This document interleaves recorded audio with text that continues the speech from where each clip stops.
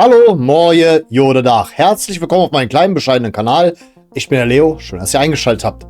Ja, liebe Freunde, in der heutigen Folge besprechen wir direkt mal zwei Themen, wofür es normalerweise immer getrennte Videos gibt. Aber nun ja, der Zeitplan war eng. Ich hasse englische Wochen, aber andererseits, man nimmt die auch gerne mit, wenn man dann zum Beispiel in Europa unterwegs ist. Aber nun ja, darüber reden wir bis auf Weiteres natürlich nicht. Das wird natürlich diese Saison eben nicht der Fall sein. Deswegen die heutigen Themen: Reaction auf das Spiel gegen Bayern und meine Gedanken vor dem Spiel gegen den FSV Mainz 05. Ja, liebe Freunde, also, ich weiß zwar nicht, wie ihr das alles so seht, aber beim gestrigen Spiel hat der FC eine wirklich gute Leistung gezeigt. Also ich fand, das war wirklich gut. Natürlich ärgerlich, dass wir im Nachhinein wieder ausgetrickst wurden. Oder ausgetrickst ist vielleicht der falsche Begriff.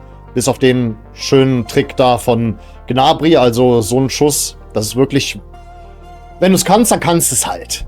Na, aber es ist trotzdem erstaunlich zu sehen, dass immer, wenn wir gegen solche Top-Mannschaften spielen, wir wirklich alles geben, alles aus uns herausholen. Wieso eigentlich nicht gegen Gegner, die, sagen wir mal, unsere Kragenweite sind? Das frage ich mich an der Stelle. Ich sage jetzt auch nicht, dass wir gestern Bayern hätten locker besiegen können, aber ich sag mal so, ein Unentschieden wäre vielleicht unter gewissen Voraussetzungen drin gewesen.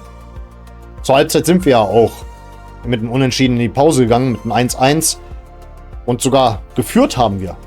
Ja, da trifft seit Ewigkeiten mal wieder Linton Meiner. Naja, okay, es ist jetzt natürlich erstaunlich gewesen, wie er dann plötzlich von heute auf morgen aus dem Hut gezaubert wurde. Ich habe das jedenfalls auf RTL mir angesehen und laut Aufstellung auf RTL wurde ja Said Elmalah, der diesmal starten durfte, mehr in die Mitte versetzt und aufgrund dessen konnte dann Linton Meiner eingesetzt werden und naja, der Typ trifft auch gerne mal gegen die Größeren. Ist natürlich interessant zu beobachten, auch wenn ich eigentlich geglaubt hatte, dass der Junge sich auch mental vom FC komplett verabschiedet hätte. Naja, aber gerne mit solchen Leistungen weitermachen, wenn er denn dann weiterhin hier bleibt. Und an und für sich, ich habe mir jetzt nicht irgendwelche Notizen gemacht und möchte auch nicht hier jede einzelne Szene analysieren. Ja, wir machen natürlich wieder die üblichen kleinen Fehlerchen hier und da, aber an und für sich haben wir doch sehr souverän agiert. Und aufgrund dessen ist auch das Narrativ der heutigen Folge: bitte keine Experimente. Zumindest nicht für das nächste Spiel. Weil das ist wieder das Ding. Jetzt hatten wir gestern wieder 4 Veränderungen in der Startelf. Das war natürlich mal wieder zu erwarten. Und ja, ich weiß, wegen der Abwehr und so weiter, da muss man auch irgendwie anscheinend den Schlüssel dazu finden. Aber ich will langsam mal eine Elf, die sich eingespielt hat. Ich fand am Anfang den Ansatz von Lukas Kwasniok richtig gut, immer auf den Gegner zu reagieren, weil wir hatten das auch schon mal anders hier. Wir hatten auch schon mal starrsinnige Trainer, die nur dieselbe Sülze spielen wollten, mit ihren absoluten Lieblingsspielern. Aber es muss schon einen gewissen Kern geben. Und ich habe halt das Gefühl, dieser Kern hat sich noch nicht gefunden. Und das sorgt natürlich auch für die mangelnde Stabilität in der Defensive, unter anderem. Aber auch Simpson Pusey hat mir sehr gut gefallen. Bitte drin lassen. Ich möchte persönlich als Fan gerne diese Startelf im nächsten Spiel gegen Mainz 05 sehen. Gibt ihnen mal eine Chance. Wenigstens einmal probieren, mit derselben Elf zu starten. Aber wir kennen ja Kwasniok und seine Experimente. Das und das lief im letzten Spiel falsch. Also spielt dafür der und es kommt der und der Gegner. Ja, das ist wieder so eine Sache. Also ich persönlich befürchte da wieder die einen oder anderen Umstellungen und die einen oder anderen Experimente. Also Männer, im Ballbesitz sind wir flexibel, gegen den Ball variabel und im Umschalten situationsabhängig. Wichtig ist nur, jeder macht alles. Und du, Said? Trainer, egal welche Position, egal welche Taktik, ich bin bereit. Sehr gut, dann kommst du in der zweiten Halbzeit. Ja, aber jetzt mal Spaß beiseite. Ich weiß, Said Elmalah hat in diesem Spiel nicht getroffen. Das ist klar, aber der Junge muss langsam in so einen Flow kommen. Dann sage ich euch, dann werden diese Top-Leistungen noch regelmäßiger und noch öfter zu sehen sein. Da persönlich bin ich überzeugt von.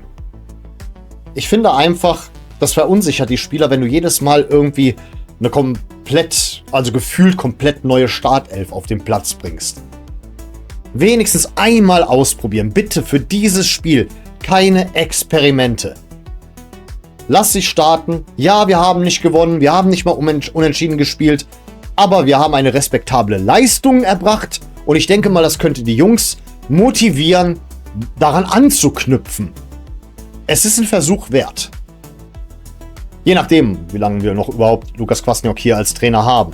Für den Moment ist er unser Trainer. Ich selber habe ja gesagt, ich übernehme komplett eine neutrale Position. Weil gefühlt haben wir ja wirklich jeden 3. bis 6. Monat einen neuen Trainer. Ja. Und deswegen ist es einfach nur so nach dem Motto, es wird mich jetzt auch nicht mehr überraschen, wenn auch das irgendwie zu Ende geht. Aber der gestrige Abend soll jetzt nicht zwangsläufig Grundlage sein. Nicht, wenn man gegen Bayern München sich so gut verkauft hat. Man hat sich wirklich gut verkauft, finde ich, letzten Endes. Ja, die Fehlerketten sind nach wie vor vorhanden. Insbesondere bei Standards. Ja, da muss man weiterhin fürchten. Aber gut, noch einmal ein paar Worte zu unseren kommenden Gegner Mainz 05 und dem Paul, meinen treuen Follower oder noch treuen Follower, keine Ahnung, der nicht irgendwann mal abspringt. Ja, der Gute hat ja diesem Spiel wahrscheinlich sehr entgegengefiebert. Den Mainzern geht es diese Saison nicht gut, insbesondere nach dem verpatzten Saisonstart, der mit uns eingeleitet wurde. Ich war auch sehr überrascht, dass es dann mit Bo Hendriksen dann so schnell zu Ende ging. Die letzten Jahre waren sie konstant gut. Und dann spielst du einmal Conference League, siehe wir, und machst dir alles selber kaputt. Das ist krass, aber ja, gestern haben sie gegen Heidenheim gewonnen. Der Gegner, der gegen uns unentschieden gespielt hat und genauso tief drin steckt in der Tabelle wie sie. Deswegen, dann auch noch hier, weißt du nie, ob wir mal wieder der Aufbaugegner sind, ob mal wieder irgendwelche Spieler, sagen wir mal, gegen uns treffen, von denen wir es nicht erwarten, wie zum Beispiel Hollerbach, keine Ahnung. Und Nadim Amiri, der ist ja auch in ziemlicher Torlaune. Da hofft man natürlich, dass er eventuell gegen uns ein bisschen Ladehemmung hat, aber die Sache ist die, nicht umsonst habe ich mittlerweile die Verantwortung für den Spieltagstipp euch rübergeschoben. Ich habe euch mal wieder darum gebeten, das Spiel zu tippen und in diesem Sinne, wie euch bisher bekannt, spielen wir wieder Geiß oder Bock. Und jetzt ist es wieder soweit, der Moment der Wahrheit. Geiß oder Bock? Der Spieltagstipp für den 1. FC Köln. Wird es der glorreiche Geiß, der uns hoffen lässt, oder der berüchtigte Bock? Geiß. Manchmal ist die Münze gnädig und manchmal, naja. Ach, leck mich doch am Arsch, Mann. Also, liebe Freunde, die Umfrage hat Folgendes ergeben. Es waren 61 Stimmen, die diesmal abgestimmt haben. Und ja, Paul war so oder so dabei. 61 Stimmen. 66% tippen einen Heimsieg für den FC. 18% ein Unentschieden und 16%, zu dem Paul auf jeden Fall gehört, tippen auf einen Auswärtssieg von Mainz. Aber wir machen das ja mittlerweile so. Die höchste Prozentzahl tritt an gegen die zweithöchste Prozentzahl und deswegen tippen wir auf Heimsieg oder Unentschieden. Nochmal zur Erklärung. Die gefärbte Seite repräsentiert das positivere Ergebnis, das heißt, das wäre der Heimsieg. Und die silberne Seite, okay, Silber ist eigentlich eine gute Farbe, aber sagen wir mal, das repräsentiert die graue Maus, ist das negativere Ergebnis, von daher Unentschieden. Deswegen, Heimsieg oder Unentschieden, Geiß oder Bock.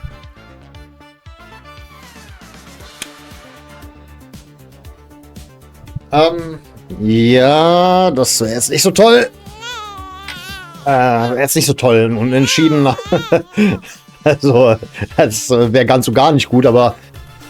verdammt, liebe Freunde, ich hatte glatt vergessen, meinen exakten Tipp abzugeben, mit Hilfe eurer Tipps. Deswegen wird es dann meiner Meinung nach ein 1:1. Ja, damit mir solche Lapsusse nicht mehr unterlaufen und ich mich besser auf die Folgen vorbereiten kann und nicht wie heute 9 Stunden arbeiten muss, abonniert gerne diesen Kanal, damit ich die ganze Scheiße eines Tages beruflich machen kann. Vielen Dank im Voraus. Verlieren will ich auch nicht. Ja, laut Tipp punkten wir auf jeden Fall, aber das ist viel zu wenig. Das ist leider viel zu wenig, bei allem Respekt für Mainz. Klar, kann man dann natürlich sagen, war in den letzten Jahren eine starke Mannschaft. Aber trotzdem, wir brauchen langsam mal wieder 3 Punkte. Und es wird auch nicht leichter. Wir können nicht schon wieder der Aufbaugegner sein. Ja, aber gut, schau mal. Vielleicht wird der Tipp ja widerlegt. Und zwar in einer geilen Art und Weise. Der FC kann ja nicht immer alles raushauen, wenn es gegen Top-Teams geht. Bei allem Respekt für Mainz. Eigentlich mit dem Conference League Platz letztes Jahr eines der Top-Teams gewesen. Nichtsdestotrotz aktuell im Abstiegskampf tabellarisch unsere Kragenweite. Deswegen, wir müssen mal wieder gewinnen. Aber trotzdem, damit ist der Community-Tipp bis auf weiteres in Stein gemeißelt. Aber wir können gerne widerlegt werden. Ja, das wär's ja erstmal. Wir sehen uns dann wieder zur Reaction. Bin mal gespannt, wie dieses Spiel verlaufen wird. Bei dem Spiel bin ich dann auch wieder dabei. Muss dann am Samstag erstmal nicht arbeiten. Und bin auch mal gespannt, wie die Stimmung sein wird oder ob es noch irgendwas darüber zu berichten gibt. Natürlich alles in einem gewissen Rahmen. In diesem Sinne, liebe Freunde, ich bedanke mich erst einmal recht herzlich für eure Aufmerksamkeit. Vielen Dank fürs Zusehen und ich sage mal an der Stelle auf Wiedersehen. Denn wir wollen uns doch wiedersehen. Unser kosmischer Held, der gute Kosmos, das Beste der Welt. Trikots total, zusammen ist sie alt.